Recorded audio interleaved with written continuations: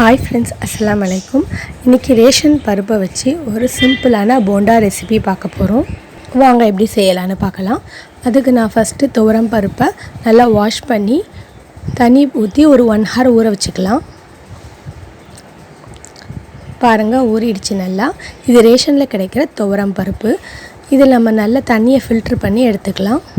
இது கூட ஒரு ஸ்பூன் சோம்பு போட்டு கொஞ்சம் உப்பு போட்டு கொஞ்சம் கரகரப்பாக அரைச்சிக்கலாம்.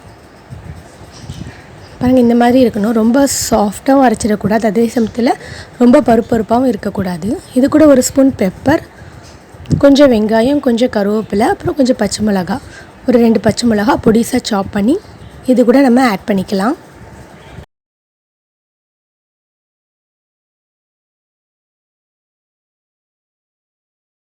இது நல்லா நம்ம மிக்ஸ் பண்ணிக்கலாம்.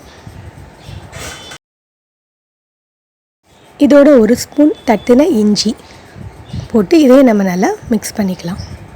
பாருங்கள், மிக்ஸ் பண்ணியாச்சு.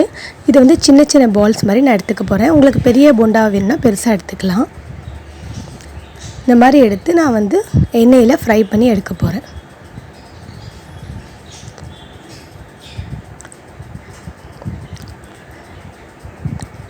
நான் சொன்ன மாதிரி இது வந்து கரெக்டாக நம்ம வந்து அரைக்கணும். கரகரப்பாக, அதாவது கொஞ்சம் கொரகொரன்னு இருக்கிற மாதிரி அரைக்கணும்.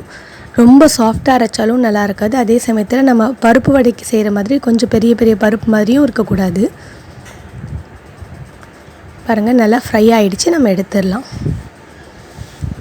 அவ்வளோதான், நம்ம போண்டா ரெடி ஆகிடுச்சு. துவரம் பருப்பை வச்சு, ரேஷன் துவரம் பருப்பை வச்சு நான் சூப்பரான ஒரு போண்டா ரெடி ஆகிடுச்சு. ரொம்ப மேலே கிறிஸ்பியாக, உள்ளே சாஃப்டாக, ரொம்ப டேஸ்ட்டாக இருந்தது. இஞ்சி, அதுக்கப்புறம் பச்சை மிளகா, கருவேப்பிலை, இதெல்லாம் வந்து ஒரு நல்ல ஃப்ளேவராக இருந்தது. கண்டிப்பாக ட்ரை பண்ணி பாருங்கள். இது ஒரு நல்ல ஈவினிங் ஸ்நாக்ஸாகவும் எடுக்கலாம், ஒரு நல்ல சைட் டிஷ்ஷாகவும் இருக்கும். கண்டிப்பாக இந்த ரெசிபியை ட்ரை பண்ணி பாருங்கள்.